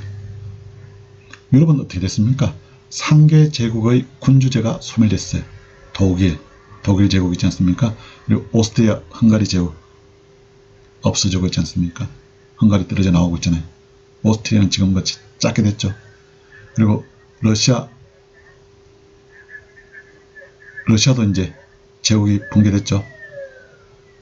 1917년도에 이렇게 볼셰비키 혁명에 의해 가지고 러시아 제국이 이제 붕괴되고 소련이 이렇게 탄생하게 됐죠. 그리고 체코슬로바키아 그리고 유고슬라비아가 탄생을 하게 됐습니다. 그리고 오스만 제국이 붕괴됐습니다. 터키가 독립하게 됐죠. 여기서. 그리고 영국과 프랑스, 이 당시는 뭐 상당히 뭐 세계 1, 2를 다투는 국가였죠. 근데 1차 세계대전을 겪으면서 국력이 기진맥진해졌죠. 크게 약화됐습니다. 독일도 마찬가지고 있지 않습니까? 그럼 미국과 일본이 국제정치의 주요한 행자로 등장했습니다. 특히 미국이 있지 않습니까? 1917년도에 1차 세계대전에 참전하고 그리고 1차 세계대전입니다. 1차 대전에 실질적인 성자가 됐죠. 물론 뒤에 2차 대전에도 뭐 성자죠. 그리고 러시아는 혁명으로 레닌에 의해서 있지 않습니까? 볼셰비키 혁명이 일어났죠. 그래가지고 소련이 이제 설립되고요. 그리고 이데올로기 대결이 이제 본캐가 됐습니다. 자유민주주의 시장경제 체제하고 공산주의 사회주의 체제가 있지 않습니까? 냉전의 씨앗이 된 것이죠. 러시아 혁명을 그린 회화작품입니다. 레닌이죠. 레닌. 1차 세계대전의 와중에서 이렇게 러시아는 혁명이 일어났습니다. 이런 중요한 국제 정치적 의미를 1차 세계대전은 가지고 있습니다. 그럼 1차 세계대전의 원인, 이 부분은 뭐 상당히 좀 중요한 부분입니다. 이 부분을 살펴보도록 하겠습니다. 그 전쟁의 원인을 분석할 때 세 가지 차원에서 이렇게 접근을 합니다. 첫째가 국제 체제 차원, 두 번째가 뭐 국가 차원, 세 번째가 그리고 개인 차원, 이렇게 세 가지 차원에서 이렇게 접근하는데요. 이것이 어느 전쟁을 불문하고 이렇게 전쟁에 접근하는 기본적인 틀입니다. 틀. 이러한 틀은 그 월츠라는 국제 정치학자가 이렇게 처음으로 이렇게 만들었는데요. 이것이 이제 현재 국제 정치학자들한테 그 보편적으로 받아들여지고 있습니다.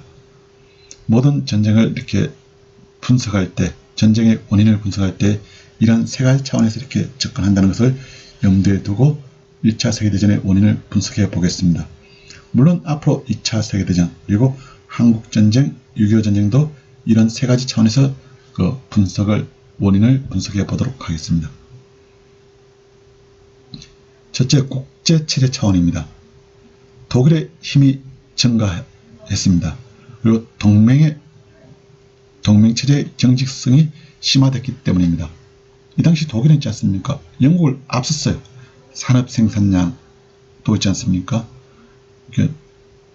영국보다 더 커졌고요.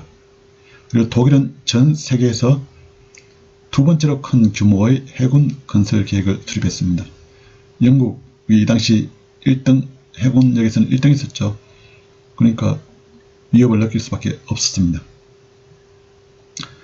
독일은 영국, 프랑스, 러시아 상북 협상에 의해 포위되었다고 생각하여 오스트리아, 헝가리 제국과의 관계를 더욱 강화했습니다. 그렇죠. 독일 비스마르크 재상이 이제 해임된 이후 있지 않습니까?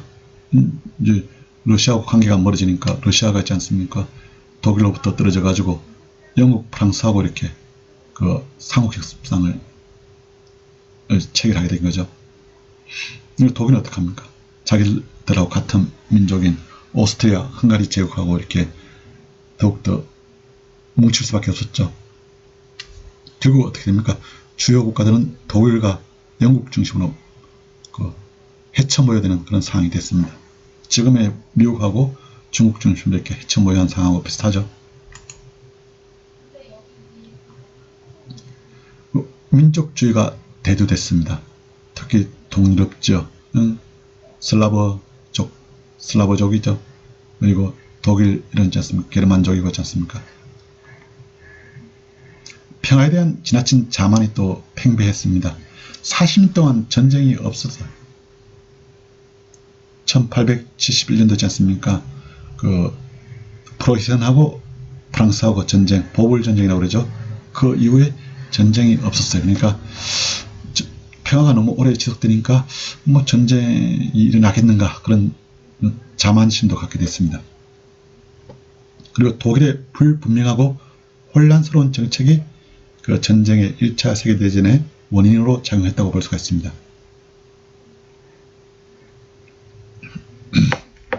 독일이 동맹조약을 연장하지 않자 이제 영국, 프랑스, 러시아는 자기들끼리 상호 불가침 조약을 체결했습니다. 비스마르크 해임된 이후 있지 않습니까? 독일 이들 나라들하고 동맹조약을 갖다 더 이상 이제 연장시키지 않으니까 이렇게 자기들끼리 또 살 길을 모색했다는 것이죠. 영국, 프랑스, 러시아가 있지 않습니까? 근데 독일이 이거 봐라. 자기들은 고립되는 거 있잖아요. 그러니까 이들 적들 영국, 프랑스, 러시아한테 포위되었다고 인식하게 됐습니다. 다음은 국가 차원으로 보겠습니다. 국가 차원의 이제 1차 세계대전의 원인이 있지 않습니까? 독일이죠, 독일. 주로 있지 않습니까? 독일의 세계 패권을 향한 노력은 독일 지도자들이 취약한 독일 사회의 분열에 대한 국내 관심을 돌리기 위한 시도였다. 이 당시 있지 않습니까? 독일은 당시 지주 귀족과 호밀하고 두루 철을 이제 생산해낸 땅을 갖고 있는 지주들이죠. 그리고 거대 산업 자본가들의 국내적 연합에 의해서 지배됐었습니다. 이들 지주들하고 거대 산업 자본가들이 있지 않습니까? 결탁해가지고 국가를 이제 좌지우지했다는 것이죠.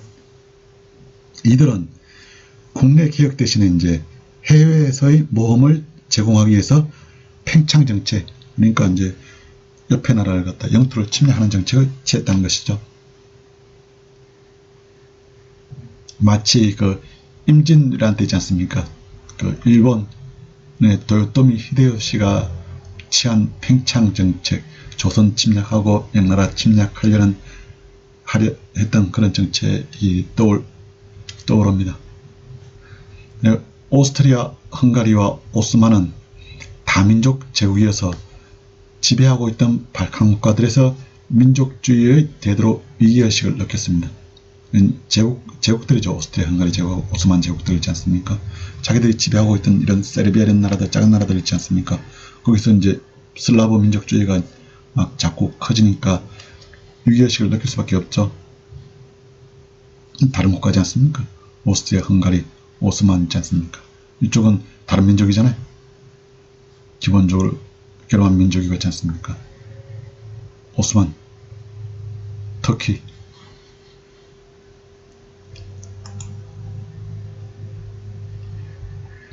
다음은 개인 차원으로 보겠습니다. 독일 황제 빌헬름 2세, 이분을 좀 이렇게 우리가 주목할 필요가 있습니다. 이분은 29세 황제 즉위했습니다. 그러면서 즉위하자마자 새 노선을 걷기 시작했어요. 이전하고 이제 다르게 있지 않습니까? 보통 그러죠. 젊은 황제가 즉위하게 되면 있지 않습니까? 이전하고 좀 다른 정책을 펴려고 많이 그러겠죠. 그러니까 비스마르크 해임하고 있지 않습니까? 외교 노선을 바꿨죠. 이 사람의 좌우명은 독일적인 것이 세계를 치유해야 한다. 좀 이렇게 우스꽝스러운 그런 걸 과대망상이라고 할 수 있을까요? 독일적인 것, 독일 본질이 그게 무엇입니까? 그것이 무엇인데 세계를 치유합니까? 이 황제는 철저한 군국주의자였습니다. 그리고 과도한 야망을 가지고 있었고요. 심한 열등감에 시달렸어요. 허세가 심하고 극도로 감정적인 허약한 남자라고 할 수가 있습니다. 그러면서도 위험한 정책을 감행했어요. 평소 행태를 보면 최고 사령관 자격으로 군복을 착용하고 다녔습니다. 좀 정상적인 사람이라고 좀 생각하기 어렵죠. 빌헬름 2세 황제는 과대망상을 갖고 있었어요. 독일은 무한히, 독일 제국은 이 당시지 않습니까? 무한히 높이 평가하고 적국, 프랑스, 영국, 러시아죠? 너무 낮게 평가했어요. 정세를 오판했어요. 영국이 기본적으로 해양국가지 않습니까? 그러니까 내륙에서 일어나는 전쟁에는 개입하지 않을 것으로 믿었어요. 그리고 전쟁이 일어나도 단기간에 격전이 될 것으로 생각했어요. 금방 끝날 것이라고 생각했었죠. 독일 황제 빌헬름 2세 더 설명하겠습니다. 전쟁이 세계제패라는 방으로 들어가는 문의 매력적인 손잡이라고 인식했어요. 그러니까 그 손잡이 그걸 돌리고 문을 열어야 되겠죠. 그러면 세계제패를 이룰 수 있으니까요. 그 사라예보 암살 사건을 보고받고는 바로 지금이야 라고 외쳤다고 합니다. 사라예보 암살 사건이 자기가 이제 모르죠? 간절히 원하지 말지 않습니까? 일으킬 수는 없는 사건이 일어났다는 것이죠. 그러니까 어떡합니까? 결국은 이제 오스트리아 헝가리 제국을 100% 돕겠다고 이렇게 선언하게 됐죠. 그러니까 오스트리아 헝가리 제국은 자기 황태자를 죽인 세르비아지 않습니까? 세르비아에 대해서 세르비아 청년이 이제 소속된 국가인 세르비아죠. 그에 대해서 이제 선전포고하게 되고요. 독일의 본질이 세상을 치유한다는 사명감으로 영국의 고문각의 주인정신, 그리고 프랑스의 위선, 그리고 러시아의 야만성을 무찔러야 한다고 생각했습니다. 무엇보다 대영 제국을 올바른 길로 인도하고 싶었다고 합니다. 이것이 빌헬름 2세의 인식입니다.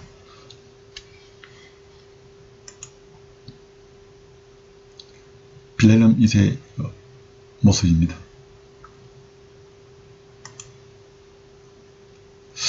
그럼 그 당시 독일 국민들은 1차 세계대전에 어떻게 반응했을까? 이 부분이 좀 궁금하죠?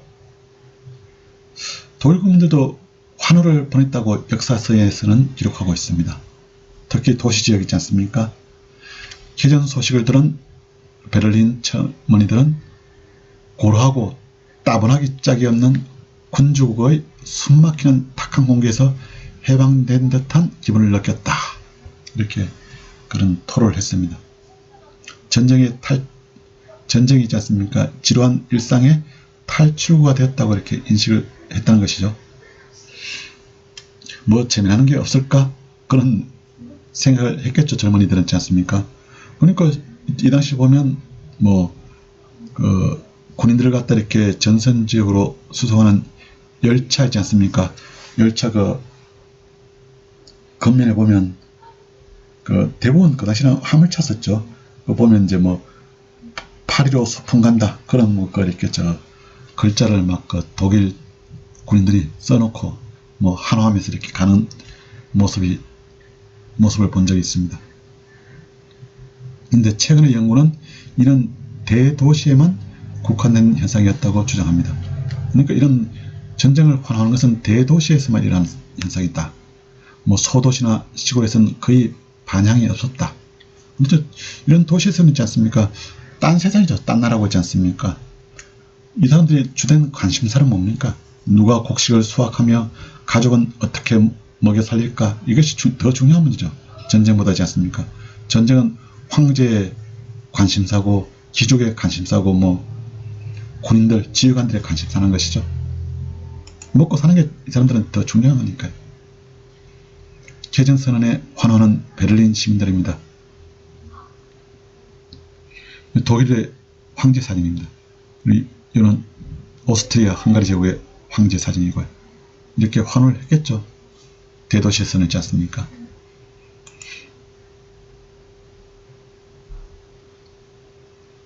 이 당시 이제 독일 국민들의 반응을 조금 더 살펴보겠습니다. 레마르크의 소설 서부전선 이상 없다에서는 가난하고 소박한 사람들은 전쟁을 적각 불행으로 생각했다. 그러나 잘 사는 사람들은 기뻐 어쩔 줄을 몰랐다. 가난뱅이들에 비해 전쟁의 결과를 훨씬 더 잘 예측할 수 있었을 텐데도 말이다. 라고 기술을 하고 있습니다. 그렇죠. 이렇게 전쟁을 있지 않습니까? 잘 사는 사람들, 귀족들, 황제들이 일으키죠. 근데 실제로 그 피해는 누구한테 돌아갑니까? 서민들한테, 가난하고 소박한 사람들한테 다 돌아가는 것이죠. 이것이 전쟁의 참 아이러니라고 할 수가 있습니다. 그리고 이 당시 한 병사가 어머니한테 보낸 편지입니다. 독일 병사인데요. 벨기에 지역에서 이제 전쟁에 참전한 지역인 그 병사입니다. 어머니, 저는 얼마나 들뜬 기분으로 전쟁터로 왔는지 모릅니다. 신나했겠죠. 뭐 소풍 간다고 그랬으니까요. 프랑스로 뭐 파리로 오지 않습니까? 근데 지금 저는 공포에 떨며 이곳에 앉아 있습니다. 근데 소풍 간다고 생각한 전쟁에 가보니까 완전 뭐 옆에 친구가 전우가 죽고 막 있지 않습니까? 자기들은 참호해서 계속 막 어려운 상황에서 그 극단적인 상황에서 이렇게 막 그 공포에 시달리고 있으니까 이렇게 전쟁의 민낯을 보게 된 것이죠. 아, 전쟁이 그게 아니구나. 뼈저리게 느끼게 된 거죠. 레마르크의 소설 서부전선 이상 없다. 그 표지입니다. All quiet on the Western Front. 그럼 1차 세계대전의 특징을 보겠습니다. 1차 세계대전은 이전 전쟁하고 좀 다르죠. 첫째는 전면전, 그리고 두 번째는 전쟁 자체가 산업화됐다는 것, 그리고 세 번째는 고도의 인면 전쟁, 그리고 네 번째는 민간 사회마저도 군사화됐다는 것, 그리고 다섯 번째는 파괴와 창조의 두 얼굴을 보여줬다는 것입니다. 차례대로 살펴보도록 하겠습니다. 우선 전면전입니다. 전면전은 무엇입니까? 완전 all outdoor 있지 않습니까? 모든 병력과 그리고 장비 그리고 산업을 총동원해 가지고 전쟁을 수행하는 것이죠. 여기서는 적을 인간으로 보지 않았습니다. 그러니까 살상한다는 거죠. 살상하더라도 죄의식을 느끼지 않았고요. 마치 식민지 시대 원주민을 상대한 것과 같은 같이 전쟁을 수행했습니다. 식민지 시대 원주민들은 인간이 아니죠. 마치 짐승, 동물하고 같이 이렇게 보았습니다. 그러니까 학살하고 막 죽이도 뭐 사냥하는 것과 동물을 사냥하는 것과 같이 이렇게 보았습니다. 그것이 식민지 시대 때 이제 그 제국주의 국가들의 행태였었죠. 전투에 온갖 과학기술 수단을 총동원했어요. 당시 뭐 기관총하고 장갑차, 탱크, 비행기까지 이렇게 등장했죠.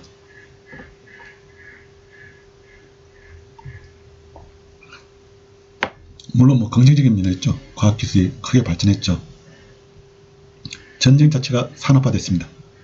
사회 모든 생산력이 전쟁을 지원하는 체제로 바뀌었습니다. 전 국민 동원 체제, 전 산업 동원 체제가 만들어진 것이죠. 그래서 전쟁에 이겨야 되죠.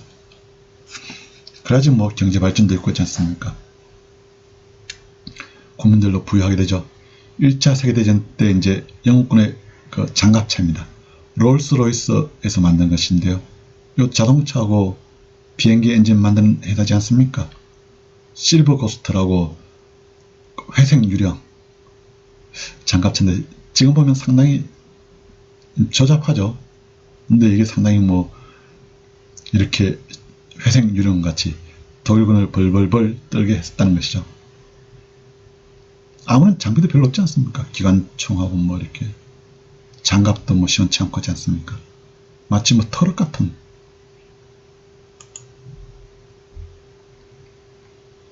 그리고 이때 사용된 기관총입니다. 뭐 다 영국도 그렇고 독일도 사용했죠, 서로. 이전에 총은 있지 않습니까? 한 발씩 날쓴 총이니까 살상력이 한계가 있을 수밖에 없어요. 근데 이렇게 막 쏘게 되니까 있잖아요. 대량 살상을 할 수가 있게 됐죠.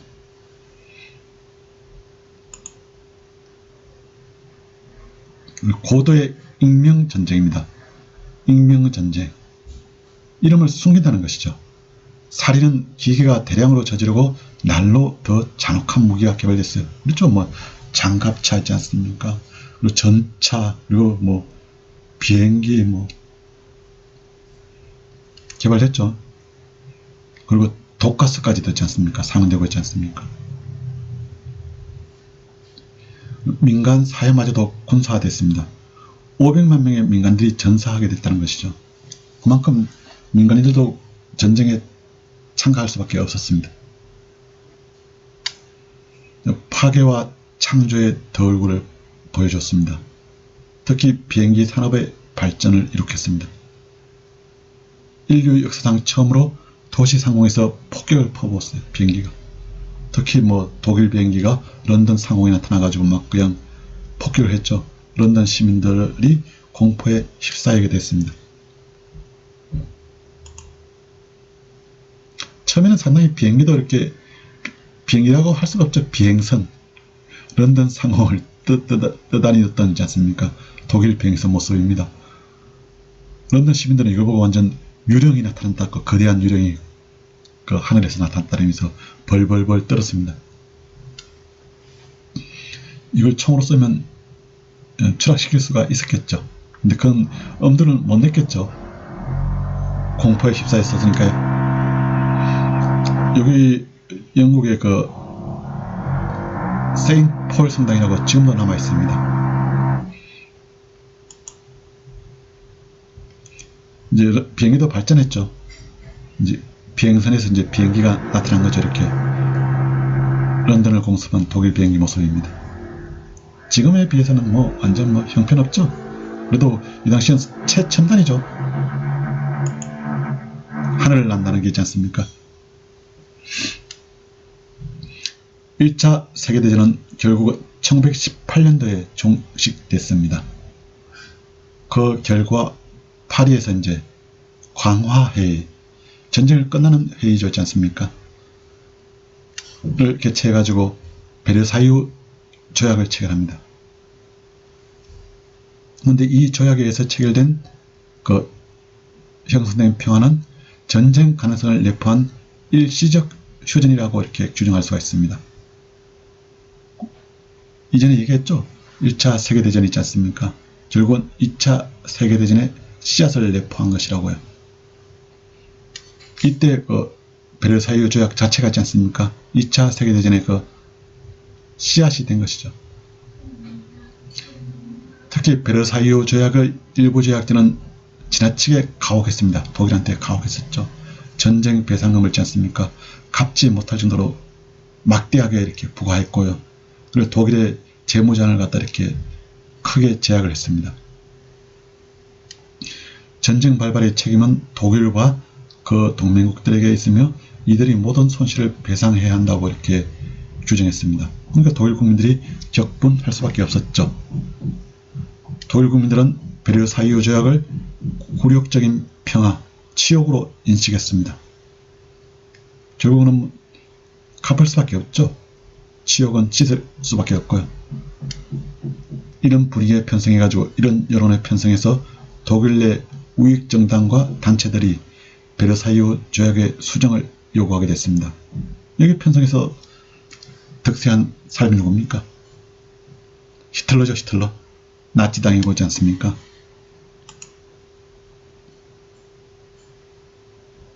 당시 평화, 불완전한 평화죠. 평화에 대한 인식을 보겠습니다. 독일에 대한 징벌적인 평화입니다. 독일을 약취화시키고 분열하면 뭐 다시 이제 세계대전을 일으키지 못할 것이다. 그리고 독일을 가난하게 만드는 것이, 빈곤화하는 것이 평화 유지에 도움이 된다는 그런 인식을 갖고 이렇게 베르사유 조약을 체결했습니다. 그러니까 무장하는 것을 제한하고 그리고 막대한 전쟁 배상금을 매겼습니다. 그리고 그러면서도 독일도 포함한 새로운 국제질서를 구축했습니다. 그런데 국제연맹이지 않습니까? 윌슨 미국 대통령이 주창한 국제연맹 설립에는 성과가 별무했습니다. 그리고 이 당시 평화는 처음부터 러시아 사회주의 정권을 갖다 배제했습니다. 러시아는 볼셰비키 혁명에 의해서 이렇게 사회주의 정권이 들어섰죠. 그러니까 러시아는 이런 영국, 프랑스, 미국 있지 않습니까? 에 의해서 이렇게 성전국으로 제대로 이렇게 대접받지 못하고 받아들이지 못했습니다. 러시아는 베르사유 강화회의에도 그리고 국제연맹에도 초대받지 못했어요.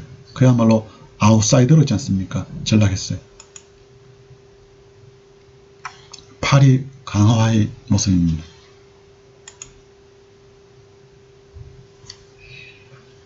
이런 불안정한 평화, 이것이 이제 1차 세계대전의 종전 모습입니다. 근데 오래 갈 수가 없겠죠. 이런 불안정한 평화이지 않습니까? 결국은 20년 뒤에 있지 않습니까? 2차 세계대전으로 이렇게 귀결되게 된 것이죠. 다음은 1차 세계대전에 대한 잘못된 신화를 보겠습니다. 우연히 일어난 전쟁이다. 우연히 일어난 전쟁? 그럴까요? 아니죠. 오스트리아는 의도적으로 전쟁을 시작했습니다. 세르비아에 대해 있지 않습니까? 선전포고했죠. 그리고 독일은 전쟁이 필요하다면 나중에 하는 것보다는 1914년에 하는 것이 낫다고 생각했습니다. 그러니까 이 두 가지 범위 있지 않습니까? 1차 세계대전은 우연히 일어난 전쟁이라고 할 수가 없죠. 유럽의 군비 경쟁으로 발생했다. 과연 그럴까요? 물론 군비 경쟁이 1차 세계대전 이전에 있었습니다. 그런데 1912년도에 이르려면 군비 경쟁은 이미 영국의 승리로 막을 내렸어요. 이 두 가지 자, 우연히 일어난 전쟁이 아니고 있지 않습니까? 유럽의 군비 경쟁으로 발생했다는 것, 이건 성립할 수 없다는 것이죠. 결국은 1차 세계대전은 이런 식으로 불완전하게나마 이렇게 종식되고 끝나고 평화가 불안정한 평화가 이렇게 지속되게 됐습니다. 그것이 그 기간이 몇 년입니까? 20년 동안입니다. 전반부 보겠습니다. 1920년대는 평화스러운 분위기가 지배적이었어요. 그 원인이 무엇입니까? 전쟁의 참상을 보았으니까 그 교훈으로 있지 않습니까? 다시는 전쟁이 일어나면 안 되겠다. 이런 인식을 모든 나라들이 하게 되었기 때문입니다. 그렇죠. 금방 이제 전쟁이 끝난 지가 얼마 안 됐으니까 있지 않습니까? 전쟁 피해 복구하기가 급급했었죠. 그리고 이제 다시는 또 전쟁을 일으키면 또 그런 결과가 초래되니까 웬만하면 전쟁을 회피하려고 하겠죠. 평화를 갖다 추구하게 되고 있지 않습니까? 그리고 국민들의 여론도 마찬가지고요. 물론 지배층도 그런 인식을 갖게 되겠죠. 국민의 여론을 갖다 고려하지 않을 수 없으니까요. 계속 전쟁을 할 수는 없지 않습니까? 설사 전쟁을 하더라도 전 국력이 그만큼 소진됐으니까 이길 확률도 낮아지고 있지 않습니까? 이 당시 런던 시민들은 배낭 매는 것조차도 꺼렸습니다. 배낭은 전쟁을 불러일으키니까요. 전쟁에 대한 생각이 나니까요. 전쟁의 참혹성을 그린 소설이 인기를 얻었습니다. 다시는 전쟁을 하지 말아야 되겠다는 그런 교훈을 얻게 되겠죠. 이런 소설을 읽게 되면. 근데 이것도 오래되지 않습니다. 참 인간은 어떻게 보면 망각의 동물, 그리고 좀 간사한 동물이라고 그럴까요? 10년 지나가지고 있지 않습니까? 1930년대 되니까 분위기가 또 급변하게 됩니다. 물론 다른 원인도 있었죠. 세계 경제 대공황이 1929년도에 발생하지 않습니까? 그 여파로 막 어려워집니다. 각 국가들 있지 않습니까? 경제가 어려워지죠. 실업이 막 늘어나고 있지 않습니까? 물가 막 오르고 있잖아요. 물건 제대로 공급 안 되고 있잖아요. 그러니까 막 분위기가 뒤숭숭하게 되죠. 그에 편성해서 전체주의가 대두되죠. 독일의 나치 있지 않습니까? 그 이탈리아의 무솔리니 있지 않습니까? 그리고 일본에서는 군국주의 있잖아요. 파시즘. 이탈리아는 파시즘이네요. 이 대두되면서 이제 국가 간의 관계에서 힘의 역할이 강조됐습니다. 그렇죠? 서로 양보하지 않는 것이죠. 세계 경제에서 있지 않습니까? 자기가 더 많은 몫을 차지해야 되겠다는 것이죠. 남의 나라 것을 그럼 뺏어올 수밖에 없지 않습니까? 침략할 수밖에 없고요. 그걸 뒷받침할 수 있는 게 뭡니까? 힘이 최선이다. 힘이 정이다 있지 않습니까? 힘이 말한다. 파워가 말한다 했잖아요. 그런 주장을 각 국가들이 내세우게 되는 것이죠. 결국은 이런 분위기가 어떻게 됩니까? 2차 세계대전으로 귀결되게 되는 거죠. 1930년대 말 되면 2차 세계대전이 일어나게 됩니다. 그리고 그 세계대전이 1945년까지 지속되죠. 결국은 이런 2차 세계대전도 1차 세계대전의 연장선상에서 이렇게 일어난 전쟁이라고 할 수가 있습니다.